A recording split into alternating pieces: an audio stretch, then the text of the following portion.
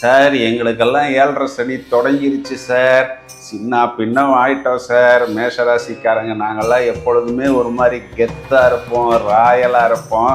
ஆனால் என்ன பண்ணுறது, இந்த 7.5 சனி தொடங்கினதுக்கு அப்புறமேட்டு ஏதோ ஒரு கஷ்டம் துரத்தி கொண்டே வருகிறது. ஒரு கஷ்டம் தீர்ந்தால் இன்னொரு கஷ்டம், அது தீர்ந்தால் இன்னொரு கஷ்டம். குறிப்பாக அந்த பரணி நட்சத்திரக்காரர்கள்லாம் எந்த அளவுக்கு இந்த 7.5 சனி தொடங்கினதுக்கு பிறகு பாதிக்கப்பட்டார்கள் அப்படின்னு நம்ம வெளியில் சொன்னால் அதற்கு என்ன ஒரு தீர்வே இல்லையா அப்படிங்கிற அளவுக்கெல்லாம் இவர்கள் கஷ்டத்தை அனுபவித்தார்கள்னு சொல்வது மட்டும்தான் உண்மை. மிகுந்த மனவேதனை, இரவு நேரத்தில் தூக்கமின்மை, என்னடா பிரச்சனை இன்னைக்கு வரப்போகுது, ஸ்டாஃப்ஸ்னால என்ன ப்ராப்ளம், வம்பு வழக்கு, இடம் பூமி பிரச்சனை, சுத்தமாக இயங்க முடியாமல் நாம் போனதற்கு, சித்திரவதைப்பட்டதற்கு, சின்ன பின்னமானதற்கு காரணம் இந்த 7.5 சனி. நம்மை சுருட்டி விட்டார்னு சொல்லலாம், நம்மை உருட்டி விட்டார்னு சொல்லலாம். அப்படியே தலையை தூக்கி ஆட்டி படைத்து கொண்டிருக்கிறார் இந்த 7.5 சனி. இந்த சனி பகவானை குரு பார்க்கிறார். அப்போ நம்மை சுருட்டிய சனியை சுருட்ட போகிறார் குருன்னு சொல்லலாமா? தாராளமாக சொல்லலாம். இப்போ சனி நீர்த்து போகிறார், சனி செயல் இழக்கிறார். பம்பு வழக்கு சம்பந்தப்பட்ட விஷயங்கள்ல ஒரு தீர்வு என்பது ஏற்படுகிறது. இதெல்லாம் நமக்கு ஒரு பெரிய ப்ளஸ் பாயிண்ட். இப்போ ஒரு ஓப்பனிங் மேஷம்னு ஓப்பன் பண்ணி 2 நிமிஷத்துக்குள்ள 3 ராஜயோகம் நான் சொல்லியிருக்கிறேன். அம்ச யோகம், குருமங்கள யோகம், தர்ம கர்மாதிபதி யோகம்னு சொல்லி 3 நிகரற்ற ராஜ யோகங்களை இந்த மேஷராசிக்காரர்கள் அனுபவிப்பதற்கு தயாராகி விடுங்கள். கிட்டத்தட்ட நம்ம பார்த்தோம்னா டிசம்பர் 6 வரை உங்களுக்கு ஜாக்பாட் தான். அடிபட்ட, உதைபட்ட, மிதி வாங்கிய மேஷராசிக்காரர்களை மேலும் மேலும் மேன்மை எடுத்து கொடுப்பதற்கு தயாராக இருக்கிறது.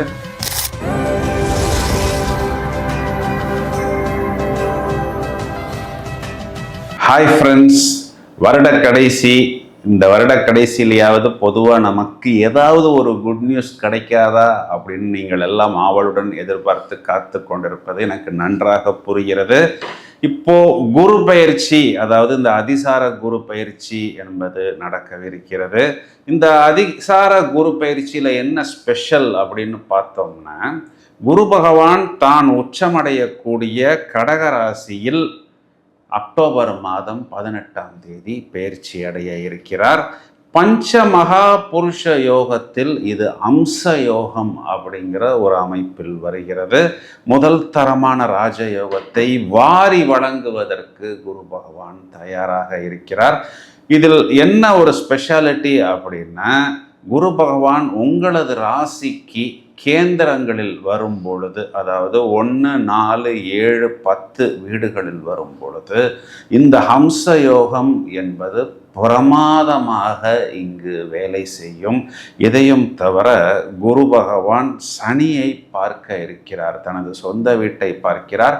மீன ராசியில் இருக்கக்கூடிய சனி பகவானை குரு பார்க்கும் பொழுது, இது நாள் வரைக்கும் எங்களை எல்லாம் சனி பகவான் சுருட்டிக்கிட்டு இருந்தார் சார் அப்படின்னு எல்லாம் வருத்தப்படக்கூடிய நபர்களுக்கு சனி பகவானை குரு பகவான் சுருட்ட போகிறார்.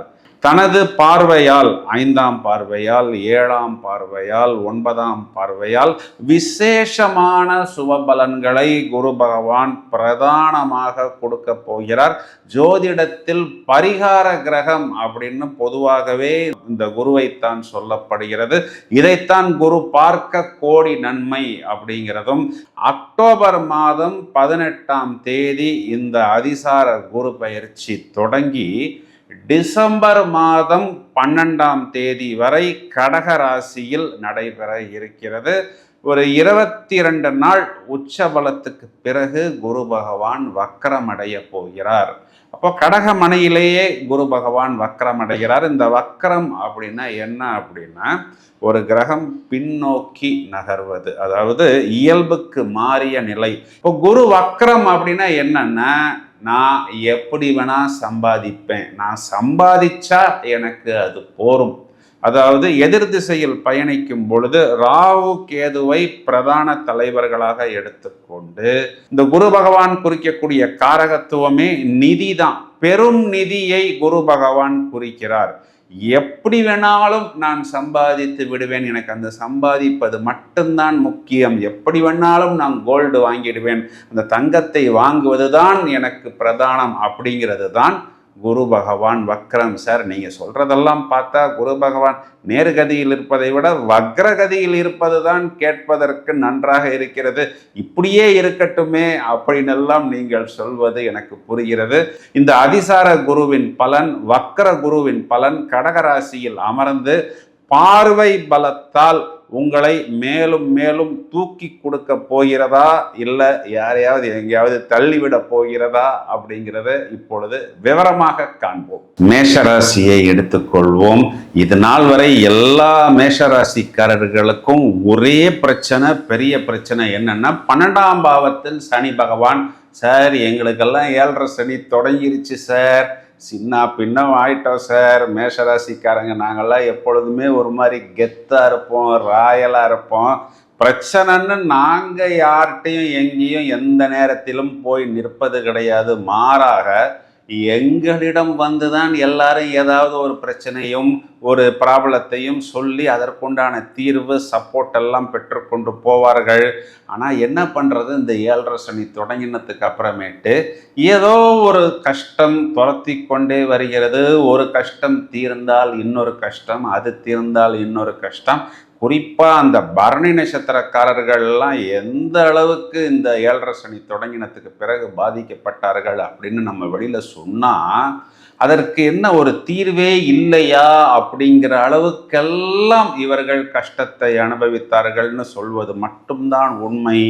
நிறைய நபர்கள் இவர்களுக்கு, அதாவது மேஷராசிக்காரர்களுக்கு ஒரு பணமோ ஒரு பேமெண்ட்டோ கொடுக்கணும், அவங்கெல்லாம் வாசலில் வந்து நிற்கிறாங்க, சரி நமக்கு ஏதாவது ஒரு பேமெண்ட் கொடுப்பாங்க, ஒரு பிரச்சனை தீரும், நாம் கொடுக்க வேண்டிய இடத்தில் கொடுக்கலாம்னு காத்து கொண்டிருக்கும் பொழுது வந்தவர்கள்லாம், ஐயா சாமி உங்களால் முடிஞ்சால் எங்களுக்கு ஏதாவது ஒரு நல்லது பண்ணுங்கய்யா, ஒரு பேமெண்ட்டு கொடுங்கய்யா, கணக்கில் ஏற்றிக்குவோங்கய்யா, ஏற்கனவே நாங்கள் உங்களுக்கு இவ்வளோ ரூபா கொடுக்கணும், இன்னும் கொஞ்சம் சேர்த்து கொடுக்குறோம் ஐயா பின்னாடின்னு சொல்லும் பொழுது மிகுந்த மனவேதனை, இரவு நேரத்தில் தூக்கமின்மை, என்னடா பிரச்சனை இன்னைக்கு வரப்போகுது, ஸ்டாஃப்ஸ்னால என்ன ப்ராப்ளம், வம்பு வழக்கு, இடம் பூமி பிரச்சனை, சுத்தமாக இயங்க முடியாமல் நாம் போனதற்கு, சித்திரவதைப்பட்டதற்கு, சின்ன பின்னமானதற்கு காரணம் இந்த 7.5 சனி. நம்மை சுருட்டி விட்டார்னு சொல்லலாம், நம்மை உருட்டி விட்டார்னு சொல்லலாம்.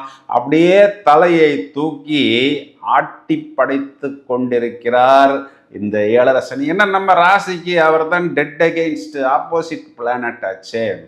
இப்போ ஃபஸ்ட்டு குட் நியூஸ் என்ன நமக்கு அப்படின்னு பார்த்தா, இந்த சனி பகவானை குரு பார்க்கிறார். அப்போ நம்மை சுருட்டிய சனியை சுருட்ட போகிறார் குருன்னு சொல்லலாமா? தாராளமா சொல்லலாம்.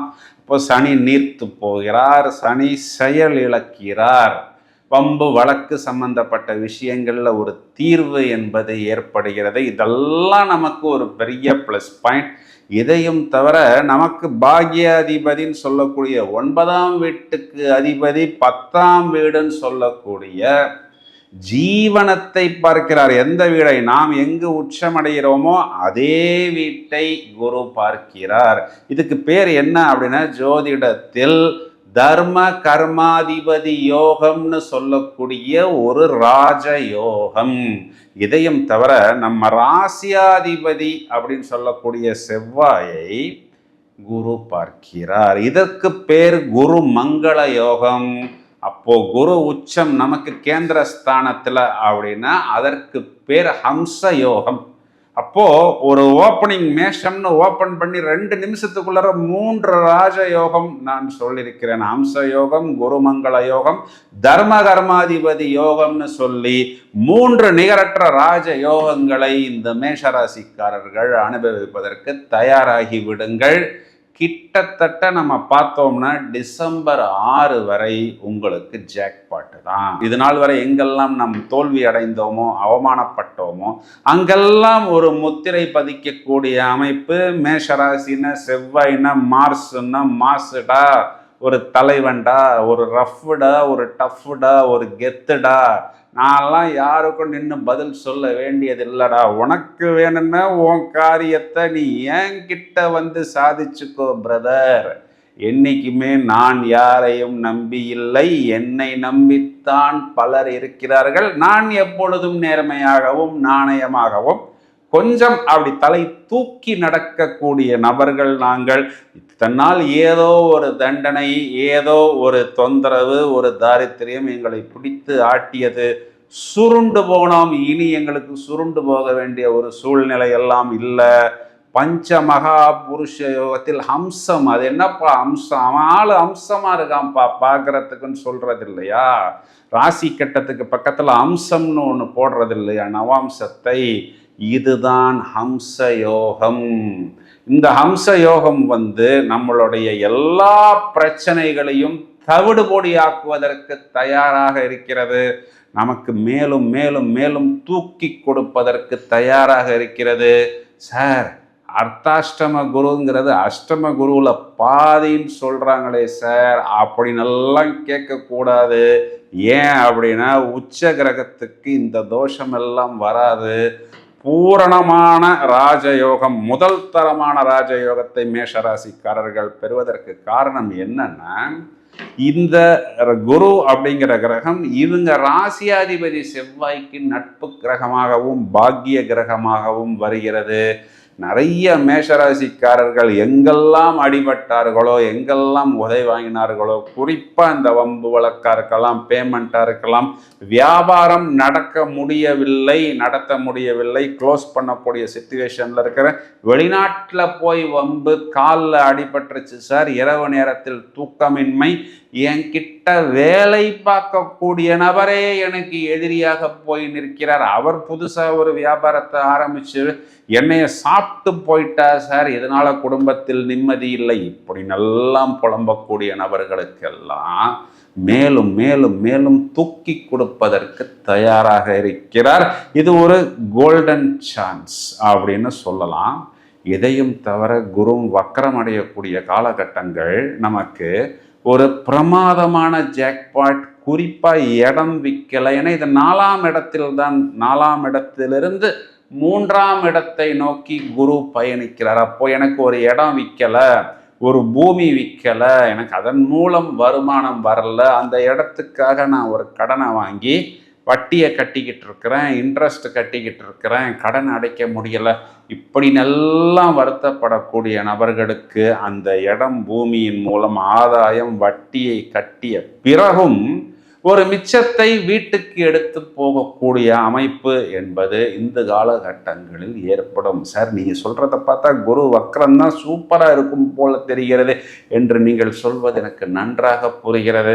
உங்களுடைய இடம் பாதியில் நிற்கிது, கட்டின வீடு பாதியில் நிற்கிது, மேலும் மேலும் முடிக்க முடியல, எங்களால் என்ன பண்ணுறதுன்னு எங்களுக்கே தெரியல என்றெல்லாம் வருத்தப்படக்கூடிய நபர்களுக்கு இது ஒரு பிரமாதமான ஜாக்பாட். இந்த காலகட்டத்தை உபயோகித்துக் கொள்ளுங்கள். இதையும் தவிர 4ஆம் இடம் குறிகாட்டக்கூடிய வாகனம், உல்லாசமான வாகனம் வாங்குவது, வயதை அனுசரித்து அம்மாவுக்கு, இப்போ அம்மா பிஸ்னஸ் பண்ணுறாங்க, ஜாபில் இருக்கிறாங்க, ஒரு டிரான்ஸ்ஃபர் கிடைக்கல, பிஸ்னஸ் டெவலப்மெண்ட் ஆகல, அம்மாவுக்கு பிஸ்னஸில் கடன் இருக்குது, இப்படி நல்லா சொல்லக்கூடிய நபர்களை தூக்கி கொடுப்பதற்கும் தாங்குவதற்கும் இந்த அதிசார குரு தயாராக இருக்கிறது. 10ஆம் இடம் சொல்லக்கூடிய ஜீவனஸ்தானம், புதிதாக தொழில் தொடங்குவதற்கு தயாராக இருக்கக்கூடிய மேஷராசிக்காரர்கள் இந்த வாய்ப்பை உபயோகித்துக் கொள்ளுங்கள். ஒரே வார்த்தையில் சொல்லணும் அப்படின்னா, இந்த அதிசார குரு பயிற்சி வருடத்தின் கடைசியில் அடிபட்ட, உதைபட்ட, மிதி வாங்கிய மேஷராசிக்காரர்களை மேலும் மேலும் மேன்மை எடுத்து கொடுப்பதற்கு தயாராக இருக்கிறது. புத்திசாலித்தனமாக, பிரமாதமாக உபயோகித்துக் கொள்ளுங்கள். வாழ்த்துக்கள். தொடர்ந்து இணைப்பில் இருங்கள்.